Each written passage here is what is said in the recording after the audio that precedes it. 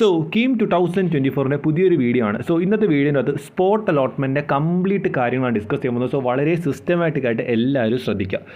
So നിങ്ങൾ മനസ്സിലാക്കുക, ഞാൻ ഓൾറെഡി ഒരു വീഡിയോ ചെയ്തിട്ടുണ്ടായിരുന്നു അലോട്ട്മെൻറ്റിനെ കുറിച്ചിട്ട്. അതിനകത്ത് ഞാൻ കൃത്യമായിട്ട് പറഞ്ഞത് നമുക്ക് ട്രയൽ അലോട്ട്മെൻറ്റ്, അതേപോലെ തന്നെ first allotment, second allotment, third allotment, അതിനുശേഷം മോപ്പപ്പ് അലോട്ട്മെൻറ്റ്, അതിനുശേഷമാണ് ഈ സ്പോട്ട് അലോട്ട്മെൻറ്റ്. ഏറ്റവും അവസാനം ഉണ്ടാവാൻ പോകുന്ന അലോട്ട്മെൻറ്റാണ് സ്പോട്ട് അലോട്ട്മെൻറ്റ്. അത് ആദ്യം ഒന്ന് മനസ്സിലാക്കി വെക്കുക. ഓക്കെ, ഈ സ്പോട്ട് അലോട്ട്മെൻറ്റ് മെയിൻലി നിങ്ങൾ മനസ്സിലാക്കുന്ന ഒരു കാര്യം എന്ന് പറഞ്ഞു കഴിഞ്ഞാൽ സീറ്റ് വളരെ അധികം കുറവായിരിക്കും. കുറച്ച് പോയിൻറ്റ്സ് മനസ്സിലാക്കാനുണ്ട്, വളരെയധികം കുറവായിരിക്കും. കൃത്യമായിട്ട് ഞാൻ പറഞ്ഞിട്ടുണ്ട്, first allotment, second allotment, third, അതിനുശേഷം മോപ്പപ്പ്, അതിനുശേഷം സ്പോട്ട് അലോട്ട്മെൻറ്റ് എന്ന് പറഞ്ഞാൽ അവസാനം വരുന്ന സീറ്റ് വേക്കൻസി. കാരണം കുറേ കുട്ടികൾ ഈ നീറ്റ്, JEE അതിലോട്ടൊക്കെ പോകുമ്പോൾ ബാക്കി വരുന്ന സീറ്റാണ്. എന്ന് വെച്ചാൽ കുറേ സീറ്റൊന്നും ഉണ്ടാവില്ല, വളരെ കുറച്ച് സീറ്റേ ഉണ്ടാവുള്ളൂ. ഓക്കെ, അത് കൃത്യമായിട്ട് മനസ്സിലാക്കുക. ഓരോ കോളേജിനും വളരെ കുറച്ച് സീറ്റേ ഉണ്ടാവുള്ളൂ. അതേപോലെ തന്നെ നിങ്ങൾ കൃത്യമായിട്ട് മനസ്സിലാക്കുക, നമ്മുടെ കേരളത്തിലെ 12 ഗവൺമെൻറ് എയ്ഡഡ് കോളേജുകൾക്ക് മാത്രമായിരിക്കും ഇത് മെയിനായിട്ട് ഉണ്ടാവുക. അത് കൃത്യമായിട്ട് മനസ്സിലാക്കുക. അപ്പോൾ കൃത്യമായിട്ട് ഞാൻ പറഞ്ഞു, ഇതൊരു ഓഫ്ലൈൻ അലോട്ട്മെൻ്റ് ആണ്. നിങ്ങൾ നേരിട്ട് കോളേജിൽ പോകണം. ഓൺലൈൻ പരിപാടികളില്ല. നിങ്ങൾ നേരിട്ട് തന്നെ കോളേജിൽ പോകണം. ഇപ്പോൾ നിങ്ങൾക്ക് പോകാൻ പറ്റിയില്ലെങ്കിൽ വേറൊരു ക്രൈറ്റീരിയ ഉണ്ട്, നമ്മൾ അവസാനം പറയുന്നതായിരിക്കും. സോ അപ്പോൾ കൃത്യമായിട്ട് സ്പോട്ട് അലോട്ട്മെൻറ്റ് ഞാൻ പറഞ്ഞു എന്തൊക്കെയാണ്. ഒരു ഓഫ്ലൈൻ അലോട്ട്മെൻ്റ് ആണ്, വളരെ ഇമ്പോർട്ടൻറ്റ് പോയിൻ്റാണ്. ഓഫ്ലൈൻ ആണ്. അതേപോലെ തന്നെ നിങ്ങൾ ശ്രദ്ധിക്കുക, നിങ്ങൾ കൃത്യമായിട്ട് അവസാനത്തെ അലോട്ട്മെൻ്റ് ആണ്. അതേപോലെ നമ്പർ ഓഫ് സീറ്റ്സ് കുറവായിരിക്കും. Luck is an important factor. Luck കൃത്യമായിട്ട് അത് ഉണ്ടാവണം. കാരണം നമ്മളെക്കാളും കുറഞ്ഞ റാങ്കുകാരൻ വന്നിട്ടില്ല എന്നാൽ നമുക്കൊരു അഡ്വാൻറ്റേജ് ഉണ്ട്. അപ്പോൾ കൃത്യമായിട്ട് മനസ്സിലാക്കും. അപ്പോൾ കഴിഞ്ഞ വർഷത്തെ സ്പോട്ട് അലോട്ട്മെൻറ്റിനെ കുറിച്ച് പലരും ചോദിച്ചിട്ടുണ്ടായിരുന്നു. അത് കൃത്യമായിട്ട് ഞാൻ ഡീറ്റെയിൽസ് പറഞ്ഞുതരാം. സോ അതിന് മുന്നേ നിങ്ങൾക്ക് ഹൈലി യൂസ്ഫുൾ ആയിട്ടൊരു കാര്യമാണ്, ജസ്റ്റ് ഒന്ന് കാണാം. സോ നിങ്ങൾ പഠിച്ചുകൊണ്ടിരിക്കുന്ന സമയത്ത് തന്നെ 6 to 8 LPA ഇങ്ങോട്ട് സ്റ്റൈപ്പൻഡ് കിട്ടുന്ന ഒരു ഇൻറ്റേൺഷിപ്പ് നേടിയെടുത്താലോ. സോ ഈ കാര്യത്തിൽ നിങ്ങൾ വേറെ ഒന്നും ചെയ്യേണ്ട. IITs കണ്ടക്ട് ചെയ്യുന്ന ഫ്രീ വെബിനാർ നിങ്ങൾ കണ്ടാൽ മതി. ഇതിൻ്റെ ലിങ്കും കാര്യങ്ങളൊക്കെ കമൻറ്റ് ബോക്സിലും ഡിസ്ക്രിപ്ഷനിലും കൊടുത്തിട്ടുണ്ട്. ഇതിന് മെയിൻ കാര്യം എന്ന് പറഞ്ഞാൽ CGPA, അതേപോലെ തന്നെ സപ്ലി, അങ്ങനത്തെ കാര്യങ്ങളൊന്നും വിഷയമല്ല ഈ ഒരു കാര്യത്തോട്ട്. And moreover 1700+ top companies ആയിട്ടുള്ള ഗൂഗിൾ, മൈക്രോസോഫ്റ്റ്, ആമസോണിലൊക്കെ ഒരു 24 LPA സാലറി പാക്കേജൊക്കെ കിട്ടുന്ന ഒരു പ്ലേസ്മെൻറ്റ് വരെ നിങ്ങൾക്ക് നേടിയെടുക്കാൻ ഈ വെബിനാർ സഹായിക്കും. ഈ വെബിനാർ കണ്ടക്ട് ചെയ്യുന്ന മറ്റാരുമില്ല, ടോപ്പ് IITs ആണ്. സോ നിങ്ങൾ എല്ലാവരും പറ്റുവാണ് മാക്സിമം ഈ വെബിനാർ അറ്റൻഡ് ചെയ്യുക.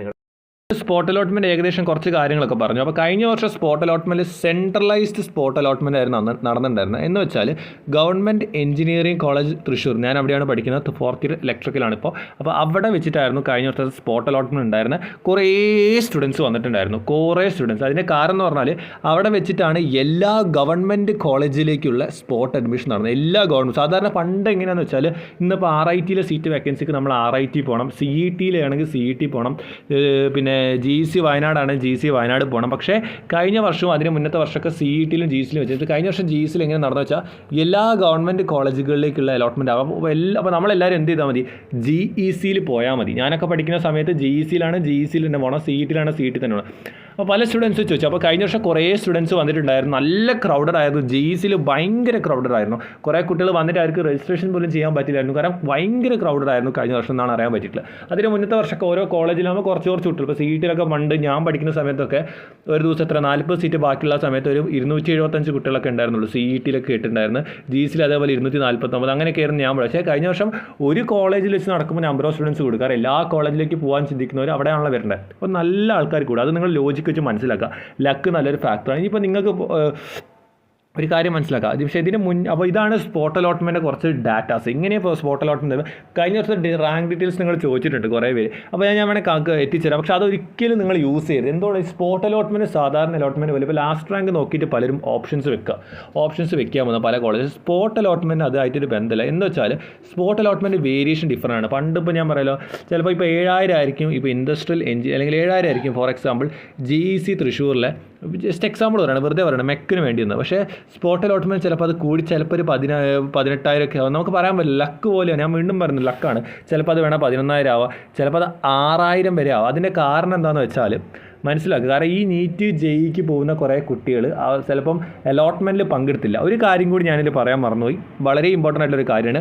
നിങ്ങൾ ഒരു അലോട്ട്മെൻറ്റും പങ്കെടുത്തില്ലായിരിക്കും. ഫോർ എക്സാമ്പിൾ നിങ്ങൾ അലോട്ട്മെൻറ്റ് 1-ലില്ല, 2-ലില്ല, 3-ലില്ല, മോപ്പപ്പിലും ഇല്ല. പക്ഷേ നിങ്ങൾക്ക് സ്പോട്ടിൽ ഡയറക്റ്റ് പങ്കെടുക്കാം. കാരണം സ്പോട്ടിൽ ആ ദിവസം അന്ന് വരുമ്പോഴാണ് നമ്മൾ അലോട്ട്മെൻറ്റ് ഫീസ് അടയ്ക്കേണ്ടത്. കൃത്യമായിട്ട് മനസ്സിലാക്കുക. ആ ദിവസമായിരിക്കും അലോട്ട്മെൻറ്റ് ഫീസ് അടയ്ക്കേണ്ടത്, കോളേജ് ഫീസ് അല്ല, അലോട്ട്മെൻറ്റ് ഫീസ് അടയ്ക്കുക. അപ്പോൾ നിങ്ങൾക്കൊരു അഡ്വാൻറ്റേജ് എന്ന് വെച്ചാൽ നിങ്ങൾ ബാക്കി അലോട്ട്മെൻറ്റ് പല കുട്ടികളും അങ്ങനെ വരാറുണ്ട്. കാരണം അപ്പോൾ ടൈറ്റ് ആവും കാര്യങ്ങൾ. കാരണം നീറ്റ് ജെഇ ഒക്കെ കിട്ടുന്ന ഉറപ്പുള്ള കുട്ടികൾ എന്ത് ചെയ്യും, ഒരിക്കലും കീമിൻ്റെ ഓപ്ഷൻ രജിസ്ട്രേഷൻ കൊടുക്കില്ല. അവസാനം നീറ്റോ ജെഇ അവർ ഉദ്ദേശിച്ച കോളേജ് കിട്ടാത്തപ്പോൾ അവർ സ്പോട്ടിന് വരും. അങ്ങനെ അപ്പോൾ സീറ്റിന് ഡിഫറൻസ് വരും. കാരണം കഴിഞ്ഞ വർഷം 2500 ഒരു കുട്ടിക്ക് സീറ്റ് കിട്ടി ഓൾറെഡി പണ്ട് GEC തൃശ്ശൂർ ലീസിക്ക് ഏകദേശം ആ റാങ്കിന്.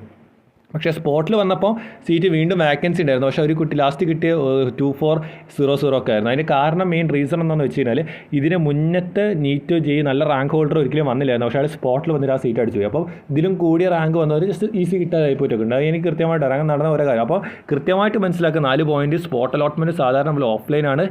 Luck is a factor. നമ്മൾ കൃത്യമായിട്ട് കോളേജിൽ വരണം. അതേപോലെ തന്നെ ലാസ്റ്റ് റാങ്ക് ഡീറ്റെയിൽസ് വെച്ച് റെഫർ ചെയ്ത് നല്ല ഡിഫറൻസ് ഉണ്ടാവും. അപ്പോൾ നമ്മൾ എല്ലാ അലോട്ട്മെൻറ്റ് നല്ല കൃത്യമായിട്ട് പങ്കെടുക്കുക. അവസാനം നമുക്ക് സീറ്റ് ഉദ്ദേശിച്ചിട്ടില്ല സ്പോട്ട് അലോട്ട്മെൻറ്റ് ട്രൈ ചെയ്യുക.